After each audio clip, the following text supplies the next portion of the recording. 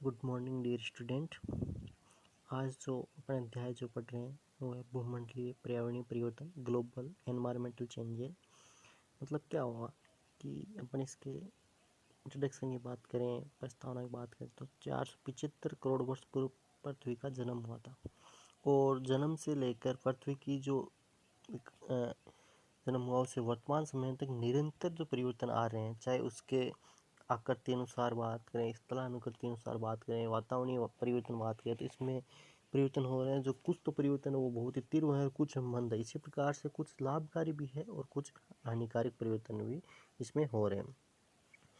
तो अपन को पता है कि जो अभी के जो समय है, विगत वर्षों में बात करें तो इसमें जनसंख्या वृद्धि बहुत ज़्यादा हो रही है, वनोन्मूलन हो रहा है, औद्योगिकरण हो रहा है, उपभोक्तावादी संस्कृति का प्रसार ज़्यादा हो रहा है और वाहनों की संख्या असीमित वृद्धि हो रही है और रासायनिक खाद्य पदार्थों का बहुत ज़्यादा उपयोग हो रहा है, कीटनाशकों का बहुत ज़्यादा उपयोग हो रहा है। इससे क्या हो रहा है कि ये जो परिवर्तन हो रहे हैं, जो वायुमंडलीय परिवर्तन हो रहे हैं, ये बहुत ज़्यादा हो रहे हैं और ये सारे के सारे परिवर्तन हानिकारक है। जिससे क्या होता है, वर्षा भी प्रभावित हो रही है, वायु भी वो भी प्रभावित हो रही है, तापक्रम भी प्रभावित हो रहा है और ये संकट का विषय उत्पन्न होता जा रहा है इस प्रकार से। तो पर्यावरणीय समस्या और परिवर्तन की बात करें तो जो अपन कौन कौन से इस चैप्टर के अंदर जो पर्यावरणीय समस्याएं हैं और कौन कौन से जो इसके अंदर जो मुख्य जो बिंदु अपन को अध्ययन करने हैं वो कौन कौन से। सबसे पहला आता है हरित ग्रह या भूमंडलीय ताप, ग्रीन हाउस इफेक्ट और ग्लोबल वार्मिंग।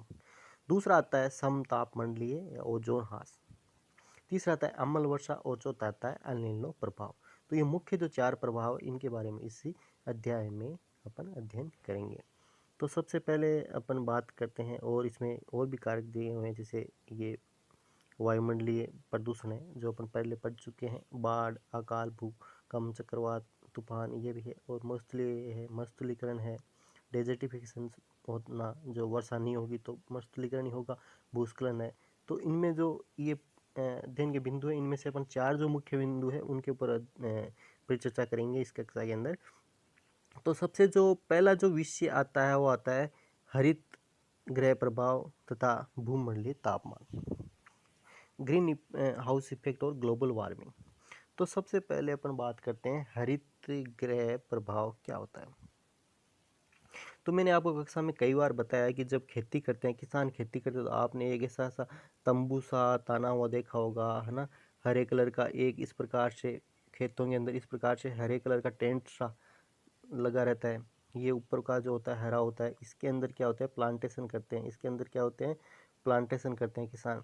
तो इसका फ़ायदा क्या होता है कि जो इससे फ़ायदा ये होता है कि ये विशेष रूप से सर्दियों में की जाती है और सर्दियों में उन फसलों को उगाई जाती है जिनको तापमान ज़्यादा चाहिए। मतलब ये बाहर तो मान लो टेम्परेचर कम है, बाहर टेम्परेचर कम है और यहाँ पर क्या होगा, इस टेंट की वजह से, इस हरे कलर के टेंट की वजह से यहाँ का अंदर का टेम्परेचर ज़्यादा होगा, इसलिए वो फसल यहाँ पे उगाई जा सकती है सर्दियों के अंदर भी जिनको अधिक तापमान की आवश्यकता होती है। तो इसको बोलते हैं, जो हरे पेंट है ये ग्रीन हाउस इफेक्ट प्रोड्यूस करता है। इसी प्रकार से अपनी जो पृथ्वी है उसके ऊपर भी ग्रीन हाउस का इफेक्ट हो रहा है। पृथ्वी के धरातल से लगभग अपन को पता है 30 किलोमीटर ऊंचाई तक जो होती है वायुमंडल का विशाल संघन घेरा उपस्थित, तो मतलब बहुत ज़्यादा गैसें इसमें पाई जाती है। वैसे वायुमंडल की जो है सतह वो 800 से 1000 किलोमीटर की ऊंचाई तक विद्यमान होती है। तो इसमें कई गैसों का मिश्रण होता है, अपन को पता है, जैसे CO2 है। यद्यपि इसकी मात्रा 0.03% होती है, लेकिन प्रकाश से अतिरिक्त पृथ्वी के तापमान पर नियंत्रित करती है।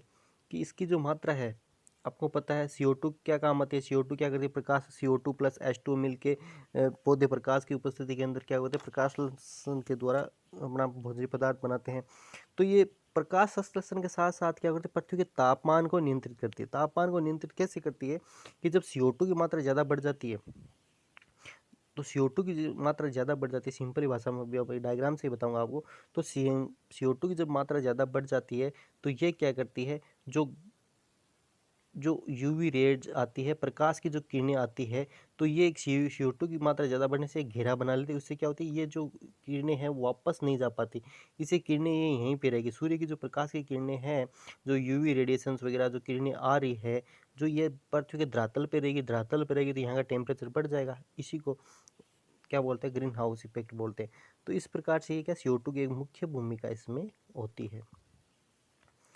वायुमंडल का घेरा पृथ्वी पर हरित गृह कांच की तरह होता है, जैसे मैंने बताया वायुमंडल का जो घेरा बना है CO2 गैसों का कांच की तरह कार्य करता है, जैसे मैंने वो टेंट बताया उस पर सूर्य से आने वाली किरणें इसको भेद देती है और कुछ जो किरणें होती है वो दुर्बल होती है, नष्ट हो जाती है, तब काफी मात्रा में दुर्बल और अवरक्त किरणें के रूप में परिवर्तित हो जाती है। ये किरणें दुर्बलता के कारण वायुमंडल से बाहर नहीं निकल पाती, वापस बाहर नहीं निकल पाती, है ना। जैसे इस डायग्राम में देखो, ये सूर्य से जो किरणें आई है आपतित किरणें हैं और ये घेरा है, ठीक है। तो ये कुछ तो परावर्तित हो जाती है, लेकिन कुछ जो किरणें होती है जैसे ग्रीन हाउस गैसों की वजह से क्या होती है, किरणें होती है ये वापस नहीं जा पाती, रिटर्न हो जाती है पृथ्वी की तरफ वापस आ जाती है। इससे क्या होती है, ये पृथ्वी का तापमान होता है वो बढ़ जाता है ना। पृथ्वी का तापमान बढ़ जाएगा और बढ़ जाएगा तो क्या हो जाएगा, यहाँ पर टेम्परेचर इंक्रीज हो जाएगा। यहाँ पर एक बहुत ही विशेष बात आ रही है कि ग्रीन हाउस गैसेस कौन सी, आगे भी पढ़ेंगे, लेकिन यहाँ पर देखना, एक तो CO2 है, दूसरी मीथेन है, तीसरी N2O है नाइट्रस ऑक्साइड, और चौथी जो है क्लोरोफ्लोरोकार्बन से ये है।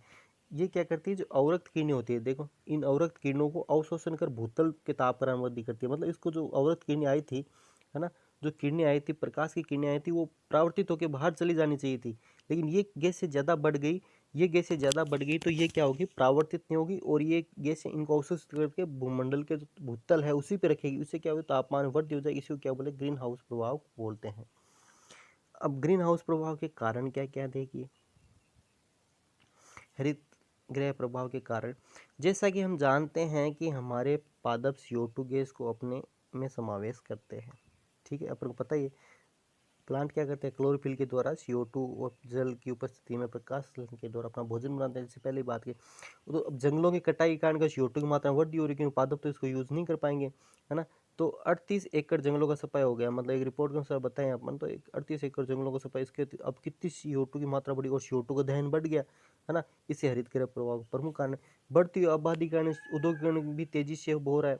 जैसे वायुमंडल में कार्बन डाइऑक्साइड लगातार बढ़ रही है, वायुमंडल में ग्रीन हाउस गैसों की मात्रा इतनी बढ़ रही है, इससे धरती की सतह पर लौटने वाली उष्मा वायुमंडल पार नहीं कर पा रही, इससे धरती का तापमान बढ़ता जा रहा है। अब देखो ग्रीन हाउसेस गैसें कौन कौन सी है, जैसे अपने ऊपर ही बात करी, ग्रीन हाउसेस गैसें CO2 है, CFC है, क्लोरोफ्लोरोकार्बन है, और नाइट्रस ऑक्साइड और कार्बन मोनोऑक्साइड है, तथा मेथेन गैस है। ये गैसें आपको पता याद रखनी है हमेशा। आपको ऑप्शन में नीट में कई बार पूछा गया, आपको ऑप्शन में पूछ सकता है कि इनमें से बताइए ग्रीन हाउस कौन सी है और कौन सी नहीं है। तो ग्रीन हाउस गैसेज कौन कौन सी है, वापस आप ध्यान से सुन लीजिएगा। CO2 है, कार्बन डाइऑक्साइड है, CFC है, क्लोरोफ्लोरोकार्बन है, नाइट्रस ऑक्साइड है, CO है, कार्बन मोनोऑक्साइड है, तथा मीथेन है। जब इनकी मात्रा बढ़ती है तो उबलते हुए पिंड की तरह हो सकती है ये स्थिति। जैसा कि शुक्र ग्रह पर क्या होती है, 90% CO2 है, तो वहाँ 3% नाइट्रोजन है, 0.5% ऑक्सीजन है वहाँ शुक्र पर। तो वहाँ पर तापमान बहुत ही ज़्यादा है। तापमान वहाँ का कितना है, देखो 477 डिग्री सेंटीग्रेड वहाँ का तापमान शुक्र ग्रह का। तो वहाँ पे आप क्या कंडीशन हो रही है देख लीजिए आप। तो ऐसी स्थिति पृथ्वी पर भी हो सकती है यदि इन गैसों की मात्रा बढ़ती रही तो। फिर आता है वायुमंडल में कार्बन डाइऑक्साइड गैस के बढ़ने के कारण। कारखाने तथा मोटर वाहन वातावरण में CO2 बढ़ाने के मुख्य स्रोत है। लकड़ी तथा कोयले का जलना, निरंतर रूप से वनों की कटाई में CO2 की मात्रा को बढ़ रहे हैं, ये कारण मुख्य रूप से कारण है। अब इसके दुष्प्रभाव क्या होंगे, आपको पता है दुष्प्रभाव क्या होंगे सारे के सारे, है ना। तो पृथ्वी पर जितना तापमान बढ़ेगा तत्सुटी लग भारी वर्षा होगी, बाढ़ों के आने की संभावना हो सकती है, और औसत वर्षा वाले क्षेत्रों में सूखा पड़ सकता है। तापमान वृद्धि बहुत ही चिंता का विषय।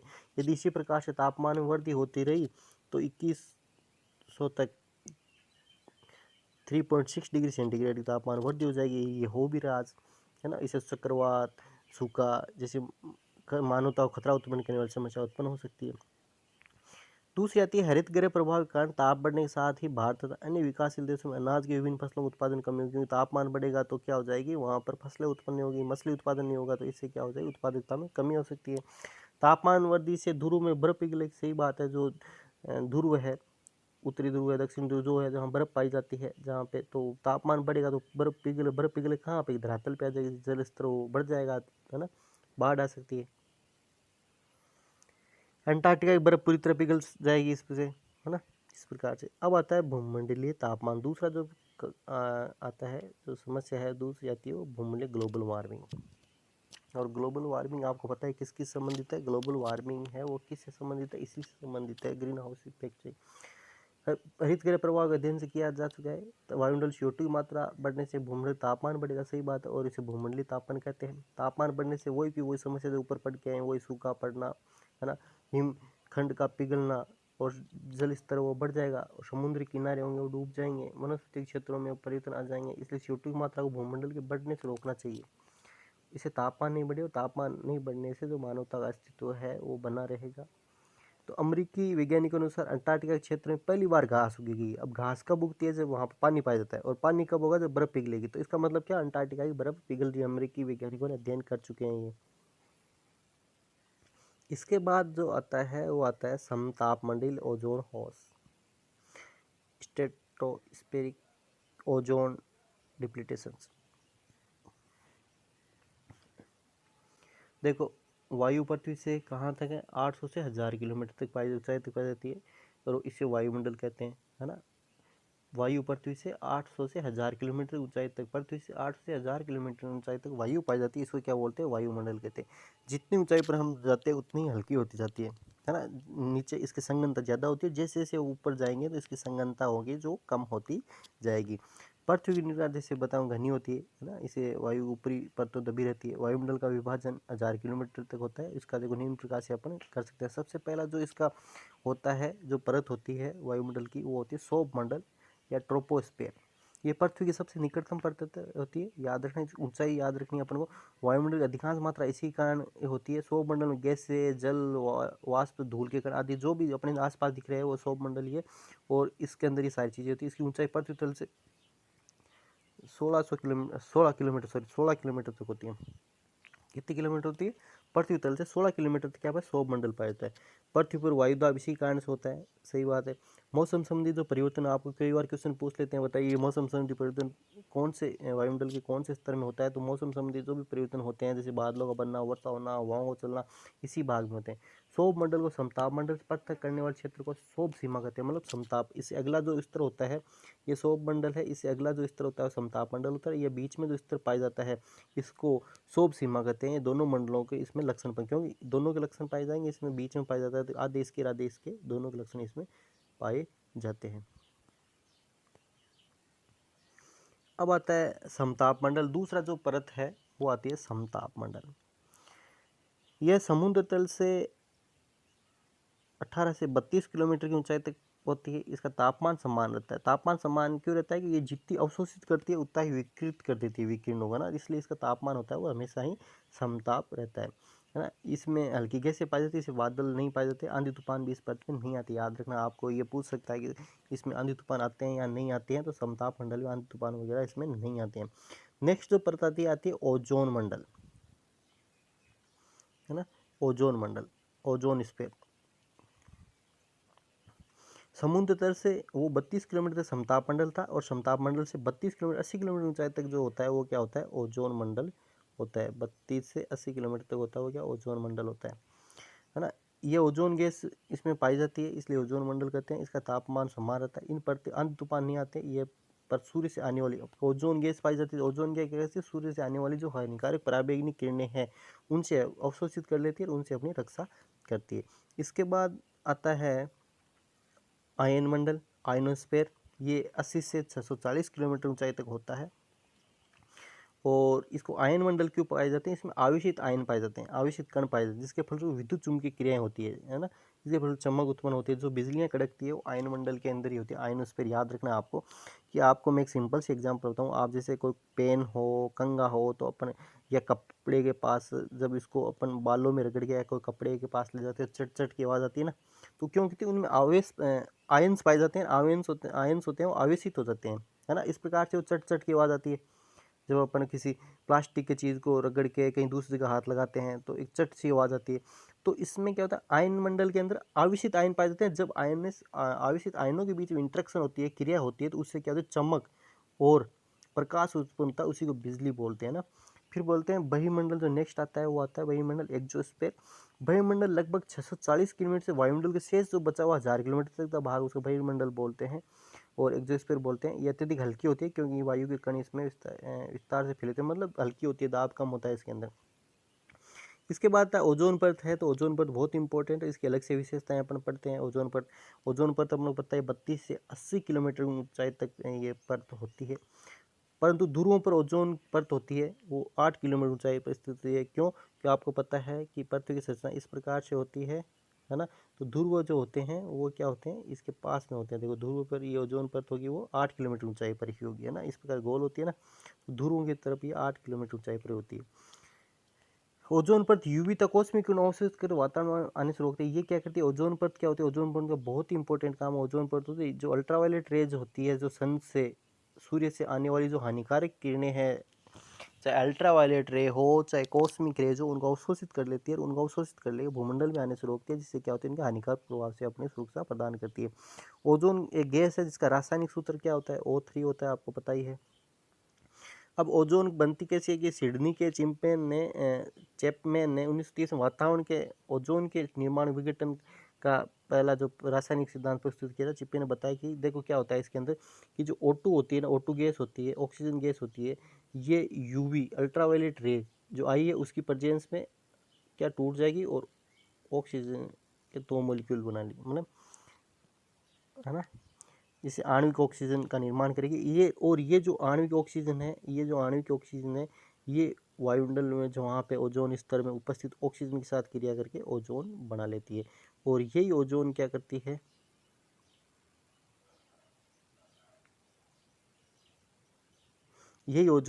है, उन पराबैंगनी किरणों को अवशोषित करती है। देखो इसमें बताया ये ऑक्सीजन है, ये अल्ट्रावायलेट से आणविक ऑक्सीजन में टूट गई और आणविक ऑक्सीजन O2 के साथ रिएक्शन करके O3 बना लेती है।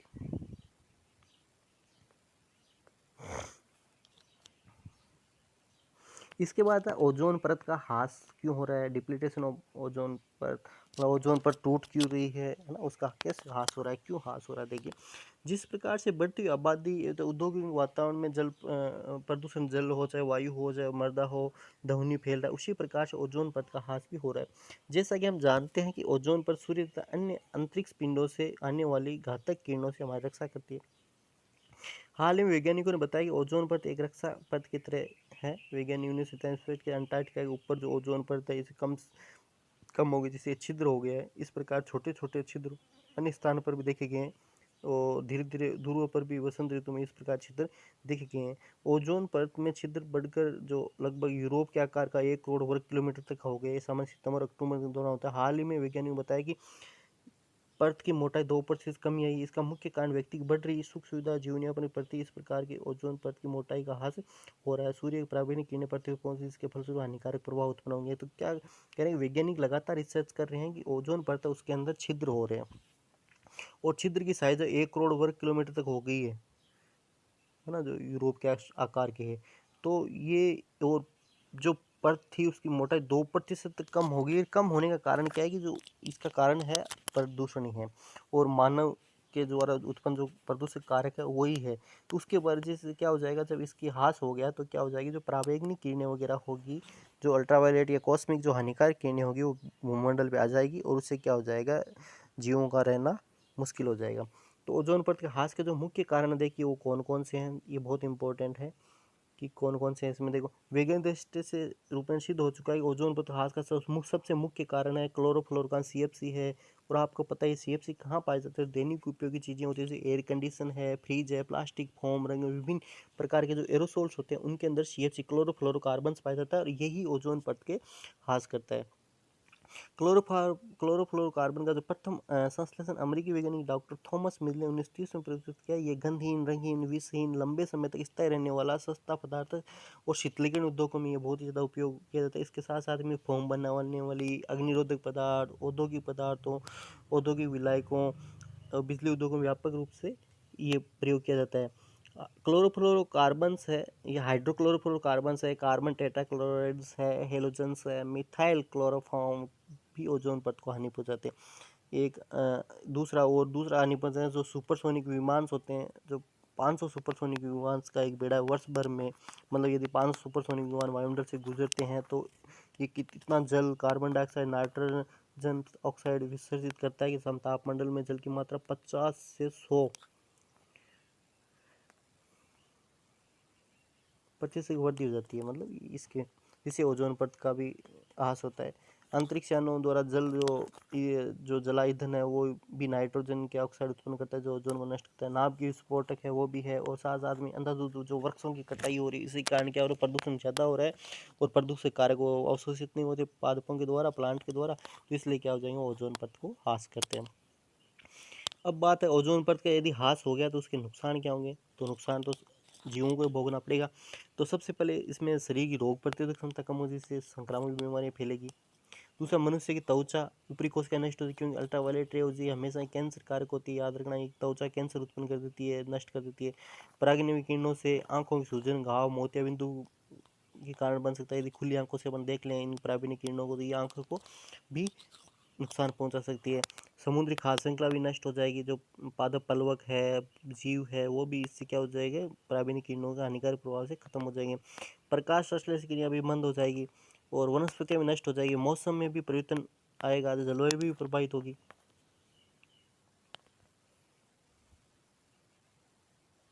ओजोन परत के ह्रास को रोकने के अब उपाय क्या करने चाहिए अपने, ओजोन परत नष्ट के सबसे सहायक सबसे घातक पदार्थ सीएफसी है तथा हेलोजन का उत्पादन पूर्ण रूप से बंद कर देना चाहिए। पहली बात, ब्रोमीन यौगिकों के निर्माण तथा इनके उपयोग पर रोक लगा दी है। भी हेलोजन्स जो होते हैं, ब्रोमीन जो क्लोराइड जो भी है, इनके क्लोराइड जो भी है, इनके यौगिकों के निर्माण में भी उपयोग पर कम से कम यूज करना चाहिए इनको। विकसित देश है उनको बोलना चाहिए, क्योंकि सबसे ज़्यादा समस्या उन्हीं के द्वारा उत्पन्न की गई है। अपन तो आज ऐसी तीन ही यूज़ करते थे, अमेरिका जो भी विकसित देश है इन्हें ऐसी बहुत ज़्यादा यूज़ की जाती है, उनके कारण ये आज पूरे विश्व को असुविधा हो रही है। वायुमंडल क्लोरीन का स्तर कम किया जाना चाहिए, इसके प्रयास किया जाना चाहिए। वायुमंडल में नाइट्रोजन तो क्लोरीन ऑक्साइड ना बने, वृक्षों की कटाई नहीं की, जो वृक्षारोपण को बढ़ावा देना चाहिए। अब आती है अम्लीय वर्षा। नेक्स्ट जो इसका जो अध्ययन का बिंदु है वो आता है अम्लीय वर्षा, एसिड रेन। अम्लीय वर्षा को काली वर्षा भी कहते हैं, क्योंकि ये वातावरण में, देखो याद रखो, पहले भी अपने अम्लीय वर्षा का नाम है तब मैंने बताया था अम्लीय वर्षा का कारण क्या होता है। अम्लीय वर्षा का कारण होता है सल्फर डाइऑक्साइड और नाइट्रोजन ऑक्साइड की अधिकता के कारण होती है। यदि ये दो है, सल्फर डाइऑक्साइड और नाइट्रोजन ऑक्साइड की यदि अधिकता हो जाएगी, इससे क्या हो जाएगा, ये वायुमंडल में जो उपस्थित जल है उससे क्रिया करके ये एसिड बना लेते हैं, अम्ल बना लेते हैं। जैसे सल्फ्यूरिक अम्ल बना लेगा। सल्फर डाइऑक्साइड है वो तो जल से क्रिया करके क्या बना लेगा, देखो इसमें दिया है सल्फर डाइऑक्साइड जो वायुमंडल, ये जल वाष्प जो वातावरण में होगी उससे क्रिया करके सल्फ्यूरिक अम्ल बनाने का, ये एसिड है, ठीक है। और जो नाइट्रोजन ऑक्साइड है जल से क्रिया करके नाइट्रिक अम्ल बना लेगा, ये भी अम्ल है। और साथ साथ में क्या होगा, जो CO2 होगी, कार्बन डाइऑक्साइड होगी, जल से गिरेगा कार्बोनिक अम्ल बना लेगी। जब इनकी अधिकता हो जाती है पृथ्वी पर, तो ये अम्लीय वर्षा के रूप में पृथ्वी पर ये गैसें वातावरण में पाई जाएगी, और जब वर्षा होगी, वर्षा के साथ में ये वर्षा के रूप में गिरती है, इसे अम्लीय वर्षा कहते हैं। अम्लीय वर्षा से आप बताइए क्या होगा नुकसान। अब अम्लीय वर्षा के कारण वो जो ऊपर बताया उसी प्रकार से वातावरण प्रदूषण मुख्य जैसे सल्फर डाइऑक्साइड, नाइट्रोजन ऑक्साइड है, ये गैसें मोटर वाहनों, बिजली घरों आदि के में प्रमुख उत्सर्जित पदार्थ है। ये ऑक्साइड हजारों किलोमीटर तक फैले रहते हैं। ये जितनी ज़्यादा समय तक वातावरण में रहते हैं उतना इनका अम्लीय अवस्था में परिवर्तन होने की संभावना बनी रहती है। अम्लीय वर्षा के प्रमुख संघटक सल्फ्यूरिक अम्ल, नाइट्रिक अम्ल का कारण औद्योगिक भी। वातावरण ज़्यादातर समस्या मनुष्य द्वारा ऐसे आराम के कारण उत्पन्न हो रही है। अम्लीय वर्षा का प्रभाव क्या होगा, अभी ये अम्ल है तो अम्ल गिरेगा तो क्या होगा, वनस्पति खत्म हो जाएगी। जो अपनी हिस्टोरिकल जो इमारतें, ऐतिहासिक जो इमारतें उनके ऊपर गिरेगी तो उनकी जो सौंदर्यीकरण उनको खत्म हो जाएगा। साथ साथ में अपने जो घरों के जो सामान होते हैं उनके खराब हो जाएंगे।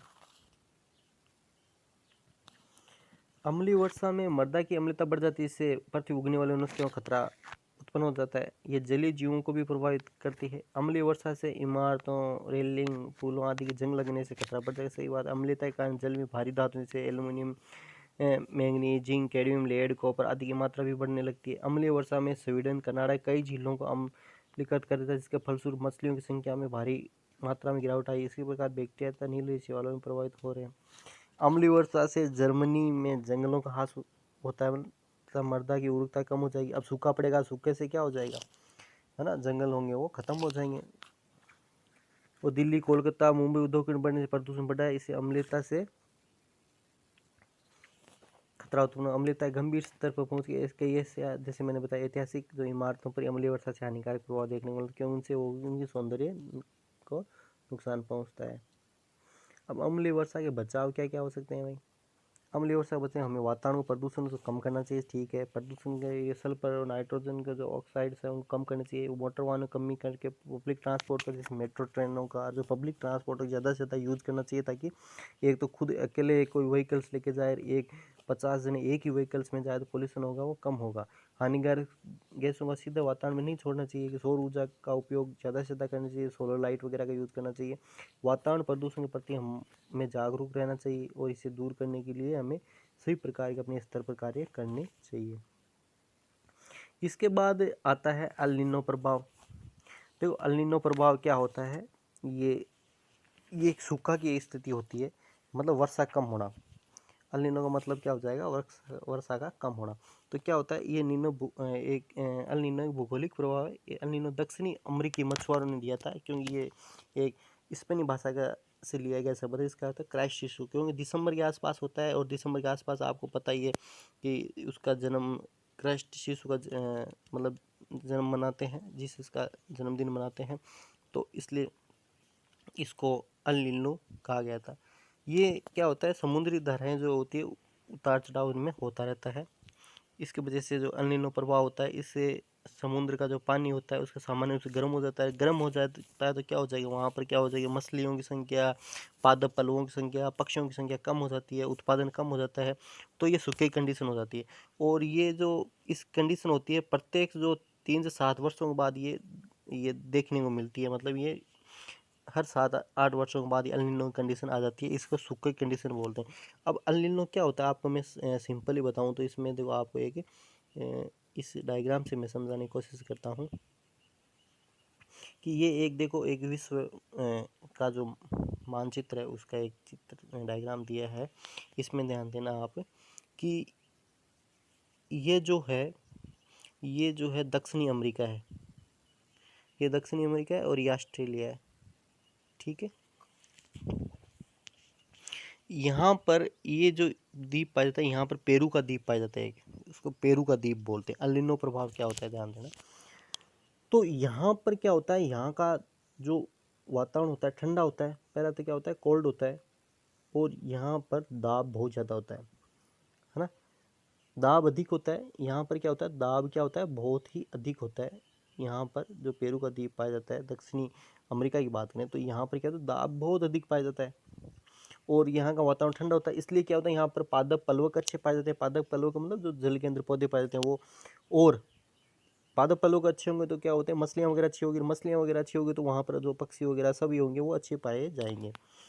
तो ये कंडीशन इसमें पाई जाती है। और ये जो अब इसमें क्या होगी कि यहाँ से जो ऑस्ट्रेलिया के क्षेत्र से यहाँ से हवाएं चलती है ना, जिनको व्यापारिक पवने बोलते हैं। ट्रेड, ये विश्वोत्तरीय का है ना, ये विश्वोत्तरीय का है। ट्रेड व्यापारिक पवने बोलते हैं, ट्रेड विंड बोलते हैं इनको। ये हवाएं चलती है। तो इससे क्या होता है, जब ये हवाएं यहाँ पर, ये यहाँ कम दाब वाला क्षेत्र होता है, ये अधिक दाब वाला क्षेत्र होता है, तो यहाँ से हवाएं आती है, ये आती है यहाँ से। जब यहाँ से गुजरती थी, ये हवाएं क्या होती है, ठंडी हो जाती है, और ठंडी होने के बाद ये तीव्र गति से वापस घूम के, से चारों तरफ से घूम के वापस यहाँ आके यहाँ पर वर्षा करती है ना, इन क्षेत्रों में वर्षा करती है ना, इन क्षेत्रों में वर्षा करती है। तो इसको बोलते हैं लाल नीनो प्रभाव बोलते हैं इसको। जब वर्षा होती है तो उसको ला नीनो प्रभाव बोलते हैं। इसका उल्टा होता है अल नीनो। इसका उल्टा क्या होता है, अल नीनो प्रभाव होता है। ये तो हो गया ला नीनो प्रभाव, जो मैंने भी बताया, अच्छी वर्षा होना है ना, जो इसमें भारत भी आ जाता है और ये ऑस्ट्रेलिया वाले क्षेत्र ये भी आ जाएंगे इनमें, है ना। इसको तो बोलते हैं ला नीनो, ला नीनो, ठीक है। इसका जो उल्टा होता है उसको बोलते हैं अल नीनो। अब अल नीनो क्या होता है, अल नीनो के अंदर इसकी अपोजिट कंडीशन हो जाएगी। यहाँ पर क्या हो जाएगा, यहाँ पर दाब क्या हो जाएगा, निम्न हो जाएगा। यहाँ पर दाब निम्न हो जाएगा, ठीक है, और यहाँ का तापमान वो बढ़ जाएगा थोड़ा सा, ठीक है। और इससे क्या हो जाएगी, ये जो हवाएं आ रही है, व्यापारिक पवनें आ रही है, यहाँ पर दाब कम होने के बाद ये घूम के वापस यहाँ पे नहीं आएगी, यहाँ पर वर्षात नहीं होगी, यहाँ पर वर्षा नहीं होगी, है ना। वर्षा नहीं होगी, इसको बोलते हैं अल नीनो। अल नीनो क्या है, सूखे कंडीशन उत्पन्न हो जाती है ना। तो ये समझिए इस मतलब जो